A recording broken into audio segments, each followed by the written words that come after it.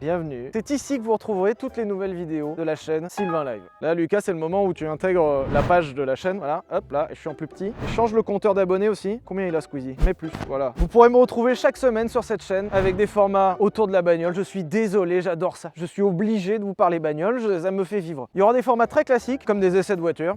T'es à l'aise là. Et je sais que t'en gardes sous le pied en plus. Bah oui, bien sûr. Bah bien sûr. Désolé, j'adore ça. Il y aura des formats où on parlera un peu histoire. Vous savez les trucs où je vous parle et que je vous explique à quel point les gens ont pu être fous dans l'histoire de l'automobile. J'adore ça. Et il y en a tellement des histoires comme ça. Il y en a tellement. Bah voilà, ça sera là, pareil, une fois par semaine. Et il y aura des formats. Je passe à l'intérieur. Non mais Joseph, t'as confondu avec le Grand Prix Explorer. C'est pas le concept ici.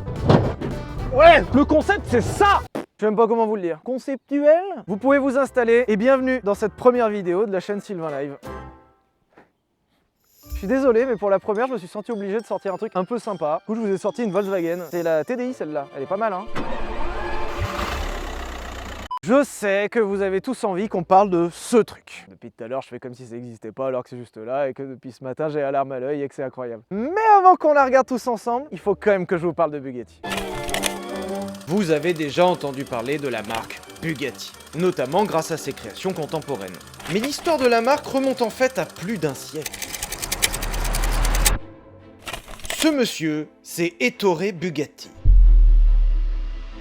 Et sa devise lorsqu'il crée la marque de voiture Bugatti, c'est « Rien n'est trop beau, rien n'est trop cher ». La marque Bugatti est créée en 1909 avec un seul objectif, ruiner le game. Bugatti, c'est plusieurs centaines de brevets technologiques, plus de 10 000 victoires en course, et son modèle phare des années 20, la Bugatti Type 35, détient encore aujourd'hui le record de victoires pour un seul modèle, puisqu'elle en compte plus de 2000. Et comme si ça suffisait pas, Ettore Bugatti, qui détruisait déjà tout le monde sur la piste, décide de détruire les autres constructeurs sur la route, en créant ni plus ni moins que la meilleure voiture du monde. Voici la Bugatti Royale.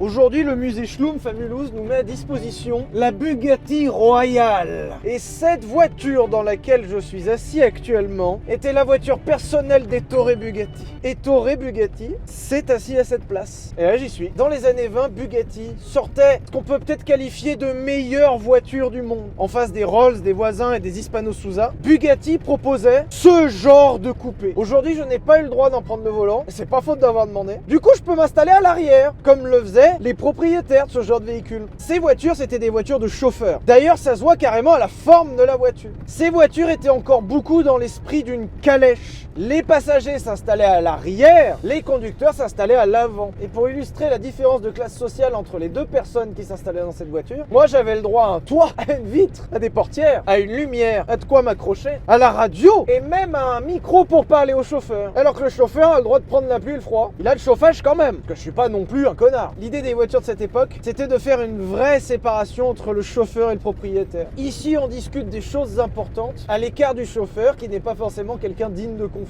C'était il y a 100 ans. Pour vous donner quelques chiffres quand même, puisque cette voiture n'est pas juste une calèche qui roule, nous avons un 8 cylindres en ligne à l'avant, 12 litres 7 de cylindrée et 300 chevaux annoncés. Alors, on fait 3 tonnes, hein. Je vous rappelle que nous sommes en 1926. 300 chevaux. Cette voiture est capable d'atteindre 200 km/h, à la condition d'avoir des boules aussi grosses que la voiture. Certes, l'immense majorité des choses qui roulaient à cette époque étaient des calèches, et les rares automobiles qui roulaient aussi à cette époque pouvaient produire quoi? 60, 70, peut-être 80 pour les plus performantes. À l'époque, les routes n'étaient pas bitumées propres comme aujourd'hui. À l'époque, l'immense majorité des routes, c'était des pavés ou de la terre. Ton chauffeur arrivait à 200 km/h dans le rétro des pauvres Renault qui se traballaient à 60, plein phare, clignotant, klaxon, avec ma radio et mon chauffage. T'étais le roi du monde. Mais t'étais Ettore Bugatti en fait. Le pire, c'est que je suis vachement bien installé. La banquette est moelleuse, la banquette est bien faite. J'ai des accoudoirs, je suis comme un chef derrière. Sa carrière n'aura pas été si florissante finalement et elle trouvera que quelques preneurs. En même temps, cette voiture était vendue quasiment 10 fois le prix d'une Rolls-Royce. Et Rolls-Royce avait la même signification qu'aujourd'hui. C'était déjà le prix d'une maison, mais c'était le prix à payer pour avoir peut-être l'une des meilleures voitures du monde.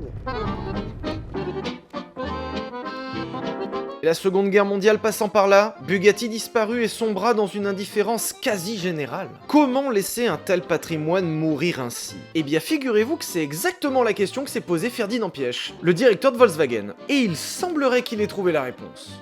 Et on se retrouve début 2000, avec un Ferdinand Piëch à la tête du groupe Volkswagen, et avec une très ferme envie de faire un truc un peu gros. Tous notre notion de un peu gros différente. Ferdinand Piëch, dans sa tête, lui, ça voulait dire faire la plus grosse voiture du monde. Qu'est-ce que t'as envie de faire, toi, mardi? Marquer l'histoire de l'automobile. Ferdinand Piëch va reprendre le groupe Volkswagen d'une main de fer, et va décider de, pondre une super Passat chez Volkswagen pour essayer d'en faire une marque premium, et ça a jamais marché. Il faudra un jour que je vous parle de la Volkswagen Phaeton, parce que l'histoire est quand même... Quelle idée. Décidera aussi de racheter la quasi-totalité de l'automobile existante dans le monde en reprenant au top de sa forme plus d'une dizaine de marques dans le groupe Volkswagen. Et accessoirement, Ferdinand Piëch se décidera à racheter le blason Bugatti, dont plus personne ne voulait depuis une quinzaine d'années, en se disant tiens donc, et si je profitais de cette marque Bugatti pour en faire la voiture la plus exceptionnelle que le monde n'ait jamais connue. Et nous sommes en 2005, Bugatti, en réalité Volkswagen avec un blason un peu plus prestigieux, se décide à sortir la plus grande ingénierie jamais vue dans l'histoire de l'automobile pour créer ni plus ni moins que la voiture de série la plus rapide du monde, et la voiture de série la plus chère du monde, et la voiture de série la plus puissante du monde, parce que tant qu'à faire, on a tous les records, au moins c'est fait. Ferdinand Piëch nous pète un boulon avec cette Bugatti Veyron. Bugatti propose 1001 chevaux, et le 1 est vraiment très précis, j'invente pas, c'est vraiment 1001. Cette voiture, lorsqu'elle sort, met 351 chevaux dans la vue d'une Ferrari Enzo qui est déjà un peu costaude, et qui, comme son nom l'indique, est le joyau de la marque Ferrari.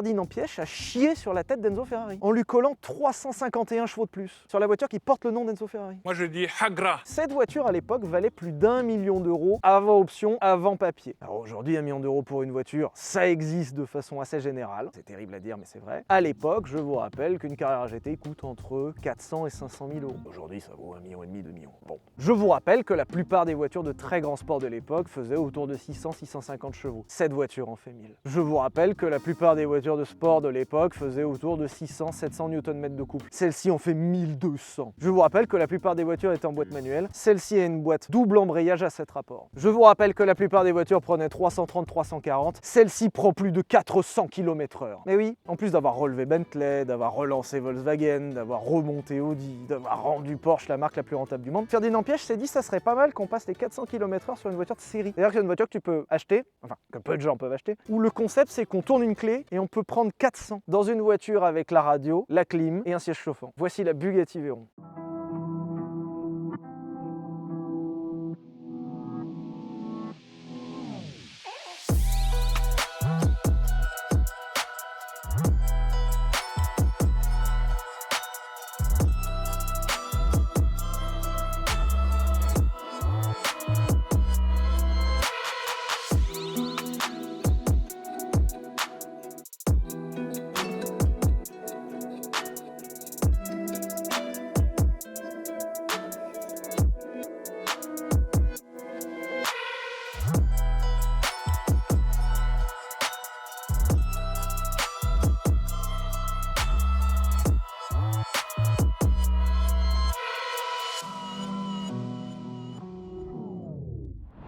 Je suis très content que pour cette première vidéo, on puisse découvrir cette voiture ensemble. Alors je vous cache pas que je me chie un peu dessus, puisque cette voiture aujourd'hui est estimée entre 1,5 million et 2 millions d'euros. Quelque chose à ne pas mettre entre toutes les mains. Et aujourd'hui, j'ai très envie de vous présenter cette voiture qui est pleine de particularités. Bugatti, je viens de vous l'expliquer, c'est une marque chargée d'histoire avec des gimmicks. Par exemple, cette calandre en forme de fer à cheval qui existe encore aujourd'hui sur la Chiron et qui existera encore certainement sur sa remplaçante. Ce qui est bien sur cette voiture, c'est que chaque truc est fou. Chaque détail sur cette voiture a été pensé et réfléchi comme si c'était la NASA qui le faisait. Cette roue, par exemple, ressemble à une roue comme vous en avez sur votre Clio, votre Kangoo encore. Le pneu a été développé spécifiquement par Michelin, uniquement pour cette voiture, et a été pendant longtemps le seul pneu capable de dépasser les 400 km/h sans exploser. La jante est taillée dans un bloc d'aluminium à la main. Et les freins sont les freins les plus gros jamais sortis sur une voiture de série à l'époque. C'est-à-dire que juste sur cet espace-là, il y a déjà 3 trucs de dingue. Et c'est que le début. Au rayon des trucs fous, je me sentais obligé de vous présenter le moteur. Cette voiture arrive dans l'ère Volkswagen avec les fameux moteurs W. Alors, Le groupe Volkswagen avait une grande expérience des moteurs VR. C'est comme des moteurs en V, mais les cylindres ils sont un peu plus rapprochés. Et au début des années 2000, Volkswagen s'est décidé de décliner le moteur VR, alors la spécialité de Volkswagen, dans toute une gamme de moteurs, qui irait aussi bien du VR6 au W8, qu'on a retrouvé dans la Passat W8 et qui était un petit peu rigolo, au W12 et au W16. La Bugatti Veyron possède un W16, un 16 cylindres de 8 litres de cylindrée. Cette voiture a été et est encore aujourd'hui la voiture contemporaine avec le plus de cylindres et accessoirement la seule. Et aujourd'hui, sa remplaçante Bugatti Chiron est encore à ce jour la seule voiture à posséder 16 cylindres dans la production automobile mondiale. Et comme si 16 cylindres ne suffisaient pas, ça fait 8 litres de cylindrée et c'est équipé de 4 turbos. Pourquoi en mettre 2 quand on peut en mettre 4? D'ailleurs, c'est marqué là 16.4, 16 cylindres, 4 turbos et non pas 16 litres 4 de cylindrée, pitié. Et en plus d'avoir une puissance exceptionnelle, cette voiture a une vitesse de pointe exceptionnelle grâce à une aérodynamique ultra travaillée. D'ailleurs, je sais pas vous, mais moi j'ai toujours cru qu'il y avait un seul échappement. En fait, non. Eh ben non! Dans le carré, il y en a déjà 2 et en plus, il y a 2 trous ici. Pourquoi avoir un échappement quand on peut en avoir 4? On n'allait pas mettre un échappement sur la voiture la plus rapide et plus puissante du monde. Si vous avez bien écouté, je vous ai dit que cette voiture était la plus puissante et la plus rapide du monde lorsqu'elle sort. Certes, cette voiture est la première voiture de série à demander 1 million d'euros pour son achat. Et pour cette somme gigantesque, vous aviez certes la voiture la plus rapide du monde, ce qui déjà en soi justifie le prix. Mais pas que. Volkswagen voulait aussi proposer un intérieur intemporel et un intérieur qui soit, en toute simplicité, le plus bel intérieur de la production automobile de l'époque. Je ne déconne pas, c'était au cahier des charges. À l'intérieur, il y a une ambiance sac de luxe. Tout est parfait. Tout est en cuir, en aluminium brossé ou en verre. À l'intérieur de cette voiture, chaque détail a été pensé pour être beau à l'œil ou au toucher. Même les commodos sont taillés dans la masse en aluminium. Même le plafond est recouvert d'un très bel alcantara. Et même les petites lumières ici sont équipées de verre au lieu de mettre du plastique. Le plastique a été réduit au minimum et on se retrouve avec un habitacle sublime. Par contre, il y a un truc fou, c'est que même si cette voiture c'était la plus chère du monde et qu'à l'époque en 2005 les écrans centraux c'était trop à la mode, la Veyron n'en a pas parce que c'était spécifiquement demandé au cahier des charges que cette voiture n'ait pas d'écran central. Pour une raison, c'est que Ferdinand Piëch trouvait que ça allait très mal vieillir. Et il avait raison ce con. Cette voiture, tout comme sa descendante la Bugatti Chiron, n'a pas d'écran central. Pour la seule et unique raison que les habitacles de Bugatti contemporaines ont été développés et conçus dans l'esprit de ne pas vieillir. Et ça marche. Le tableau de bord est digne d'un avion avec un contour central énorme, un compteur en km/h gradué jusqu'à 420 parce que c'est un peu insolent, et à gauche on retrouve un compteur de chevaux. Cette voiture vous indique en temps réel le nombre de chevaux convoqués sous le pied droit. Ça c'est la classe. Pas mal, non? En plus d'être révolutionnaire par son aérodynamisme et son moteur, cette voiture est révolutionnaire grâce à sa boîte de vitesse puisque cette Bugatti Veyron inaugure la boîte DSG. Nous sommes équipés d'une boîte double embrayage à 7 rapports, ce qui certes n'est pas une première puisque l'Audi TT l'a fait juste avant elle. Système à double embrayage qui est encore utilisé aujourd'hui et qui a prouvé sa supériorité sur les modèles automatiques classiques. J'ai beau vous le répéter, c'est dingue hein. J'ai toujours été curieux de savoir ce qu'il y avait à l'avant. Je suis désolé de commencer cette nouvelle chaîne avec un volume de coffre, mais j'avais toujours la curiosité de savoir ce qu'il y avait à l'avant d'une Bugatti Veyron. Maintenant vous le savez, il n'y a rien. Par contre, pardon, excusez-moi, hein. Ils ont fait un tapis sur mesure pour le coffre. Oh, il y a du carbone dessous. Oh, attendez, on découvre des trucs. Ah, on a le crochet pour remorquer la voiture quand elle sera dans un bac à gravier tout à l'heure. Le volume est parfait pour ranger 2 gilets de sécurité. Et on a même une petite plaque. Bugatti Automobile Molsheim, châssis 235, Country of Destination Belgium. Putain, et te l'a personnalisé en fonction de là où elle était livrée. Classe. Bon, par contre c'est marqué, ouais, température inside the trunk may exceed 50 degrés. Hein. Attention, on fait peut-être un peu chaud. C'est tout léger. Je pourrais vous parler du nombre impressionnant de radiateurs qu'il y a dans cette voiture pour refroidir l'eau ou l'huile à des vitesses astronomiques. Mais je préfère vous parler d'une chose, ce trou là. Cet emplacement cerclé en rouge qui fait un peu tache dans cet habitacle est en fait pour y insérer une clé de sécurité. Comme je viens de vous le dire, ces voitures étaient capables de passer les 400 km/h. Et 400 km/h, faut quand même se lever un peu tôt le matin pour les faire sans prendre trop de risques. Et pour éviter que n'importe qui accède aux 400 km/h, cette voiture était livrée avec une clé spécifique, en plus de la clé d'allumage, que vous mettiez dans ce contacteur et vous démarriez la voiture à partir d'ici. En faisant ça, la voiture comprend que vous allez tenter un run à 400 km/h et la voiture passe sur des paramètres spécifiques, aussi bien en termes de hauteur de suspension que d'aérodynamisme avec l'aileron à l'arrière. Ça, c'est pour la technique un peu cool. L'autre point, c'est aussi que ça enregistre dans la voiture que vous avez fait ça. Et donc, au prochain service, Bugatti vous change les jantes et fait un entretien spécifique qui vous coûtera plus de 100 000 euros. Hein? Enfin, fait, ils considèrent qu'à partir de 400 km/h, les jantes ont pris trop de contraintes et que c'est plus sécuritaire de les changer. Un pneu sur cette voiture, c'est 5 000 €. Une jante, c'est 25 000 €. Ok. C'est-à-dire que si vous passez les 400 km/h avec cette voiture, Bugatti vous demande de repasser à l'entretien pour faire un check-up complet de la voiture et savoir si la voiture n'a pas trop souffert. Cette voiture, à 400 km/h, consomme plus de 200 litres au 100. Vous videz le réservoir en moins de 10 minutes. Alors c'est à la condition de trouver une ligne droite qui fasse suffisamment de kilomètres pour pouvoir être 9 minutes à bloc. De là à de là. Ce qui n'existe juste pas sur Terre. Cette voiture est l'une des toutes premières de l'histoire de l'automobile à posséder une aérodynamique active. Cet aileron est motorisé hydrauliquement pour proposer une tenue de route adaptative en fonction de ce que vous voulez. Cet aileron bouge lorsque vous roulez pour vous proposer soit la meilleure tenue de route possible, soit une traînée la plus faible possible pour atteindre les 400 km/h. Et c'est incroyable. Alors déjà, à ce niveau-là, c'est pas un aileron, c'est une pelle à tarte, mais ça c'est autre chose. Pour votre information, lorsque vous passez en mode 400 km/h, cet aileron rentre spécifiquement dans une position que vous ne pouvez atteindre qu'avec cette clé spéciale. Bon là, on l'a pas aujourd'hui, donc on l'aura pas, mais quand même. Et cette voiture, on va la rouler. C'est sympa quand même, hein.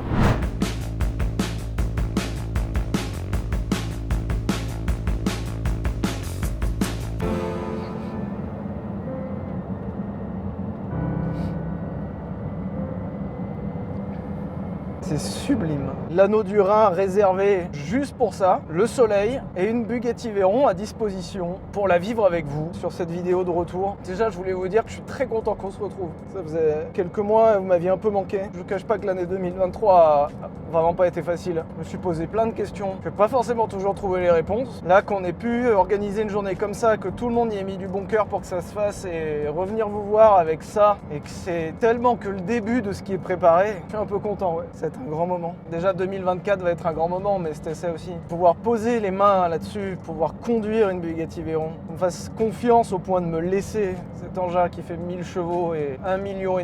Souvent on dit, je crois que je mesure pas ce qui se passe. Moi je crois que je mesure très bien ce qui se passe actuellement là. Pardon, hein, mais je reprends un peu mes esprits, mais dans tout ça, il y a quand même le coude qui est venu se poser sur la coudoir. Et dans tout ça, pardon, mais je suis quand même vachement bien installé. La première impression, c'est terrifiante. Sur sa fiche technique, la voiture est terrifiante. C'est-à-dire que tu n'as même pas posé tes fesses dedans, que c'est déjà terrifiant. Ensuite, tu poses tes fesses dedans et que tu te rends compte que les dimensions sont gargantuesques. Le volant, malgré tout, est un peu lourd. Faut l'emmener. Je suis dans un vaisseau spatial. Toute l'ambiance est là pour souligner le fait que cette voiture est plutôt faite pour aller sur la Lune que sur la route. Et dans le même temps, c'est si facile.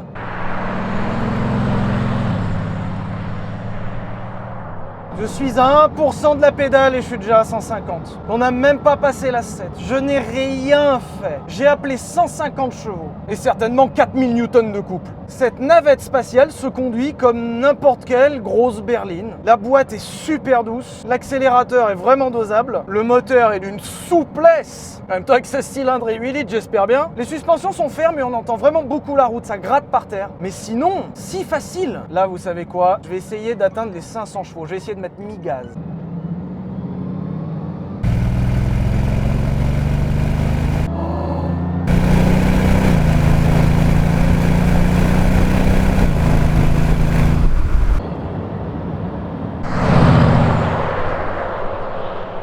C'est terrifiant de facilité. Je n'ai rien fait. Je me suis propulsé à 200 km/h en ne faisant rien. J'ai pas forcé. C'était même pas un footing que j'ai fait. Il y a beaucoup de façons de voir l'automobile. Il y a des voitures qui sont ultra performantes en étant ultra agressives. Il y a des voitures qui sont ultra performantes en étant ultra douces, ultra confortables. Il y a des voitures qui sont ultra performantes en étant même silencieuses aujourd'hui avec les voitures électriques. Là, c'est ultra performant en haussant les sourcils. Ah, tu voulais aller vite?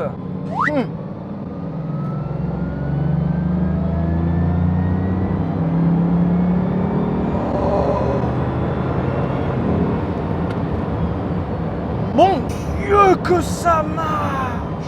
J'ai un mot qui me vient, c'est étourdissant. Étourdissant à quel point on ne sent pas la vitesse, à quel point on atteint les 240 en faisant rien. Là, j'ai même pas mis plein gaz. Comment dans les années 2000, ils ont été capables de faire ça? On n'avait même pas de téléphone portable dans les années 2000. Et pendant ce temps, Volkswagen, ils sortaient ça. étourdissant. Le pire, il y a des voitures performantes, c'est pas le problème. Une Formule 1, je suis sûr qu'en accélération me flingue, c'est pas le problème. Le problème, c'est qu'une Formule 1, il y a absolument aucun confort, ça peut tuer à chaque virage, et j'ai pas un putain de siège chauffant dans lequel je suis trop bien. Troisième, allez.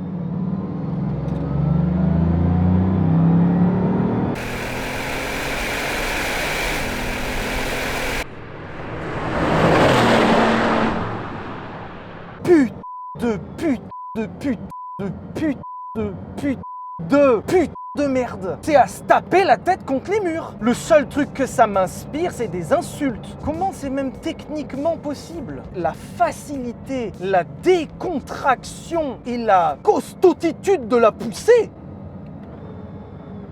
Allez. Putain de merde.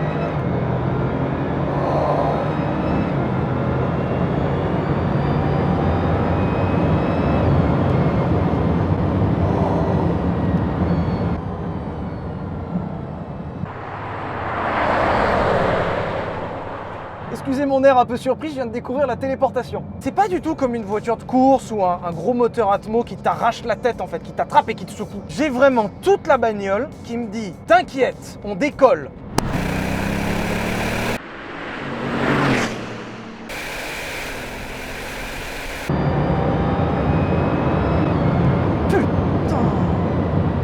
Heureusement qu'il y a des freins sur cet engin. Oh, quelle belle invention! Vous le saurez, mais une Bugatti Veyron, c'est l'équivalent d'une grande tarte dans la gueule. Niveau châssis, c'est finalement assez vif. Ça répond bien. Bien sûr que c'est lourd, mais pour une voiture qui fait 2 tonnes, sincèrement, ça se sent presque pas. Je pense que si je faisais plus le con dans les virages, ça se sentirait, mais sur un usage comme celui-ci, c'est vraiment pas ridicule. Frein, ça freine fort, mais on sent qu'ils ont tellement à faire entre le poids et la vitesse. J'aimerais être partout dans cette voiture, mais surtout pas dans les freins. Vraiment pas. Pour une voiture de ces performances, niveau confort, c'est sincèrement correct. Oh, le kickdown. Vous avez déjà pris une bonne tarte dans la gueule?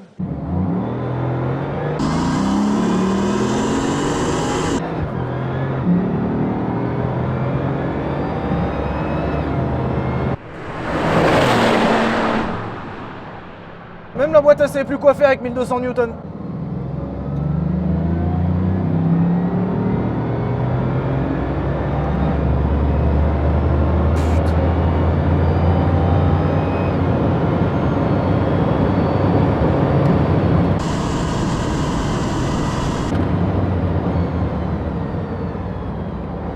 Je suis sidéré. Je suis passé par toutes les émotions aujourd'hui. Toutes.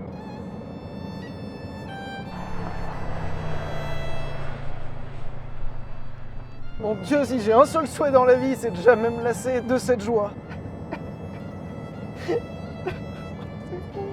C'est pas humain. Arrête, Ferdinand. Tu casses les couilles à tout le monde avec ta Bugatti de merde là. On en a rien à foutre. J'ai toujours cru que c'était une sorte de grosse Continental GT avec 4 cylindres de plus et une louche de chevaux en plus. Oh putain, qu'est-ce que j'étais con. Ça n'a rien à voir. C'est l'une des plus belles bagnoles que j'ai jamais conduite.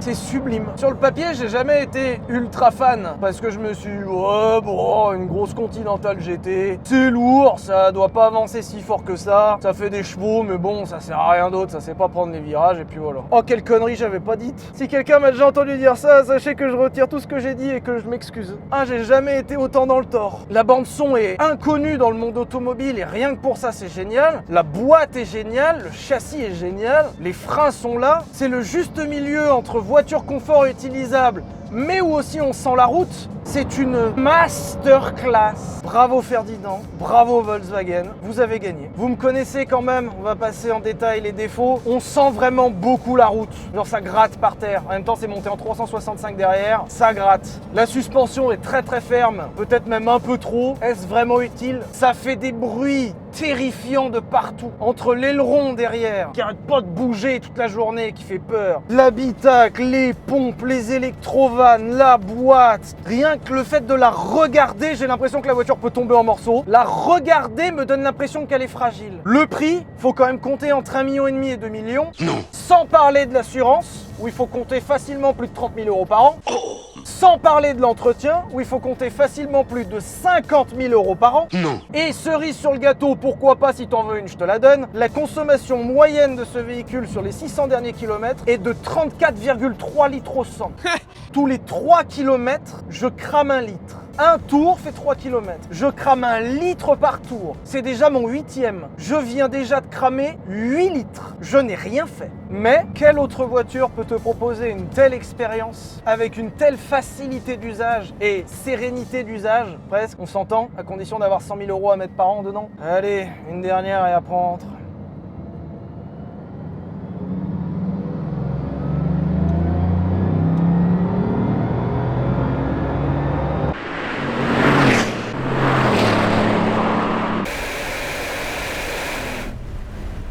Je m'attendais à être trop déçu. Je suis si peu déçu. Je suis content de vous avoir retrouvé. J'espère que vous avez apprécié cette vidéo. J'espère que vous êtes contents de voir du nouveau contenu et de voir que je vous ai vraiment pas pris pour des cons. On va se régaler les enfants. Merci à l'Anneau du Rhin de m'avoir mis à disposition le circuit si gracieusement. Merci pour votre gentillesse. Merci à Antoine, le propriétaire. Merci à vous tous d'être au rendez-vous, d'avoir regardé. N'hésitez pas à me dire en commentaire si vous avez apprécié cette première vidéo. Je reviens dès la semaine prochaine, même heure, même endroit. Merci à toutes les personnes qui ont contribué à faire en sorte que cette chaîne se relance et que ces rêves se réalisent. Et je vous jure qu'on va aller très loin ensemble.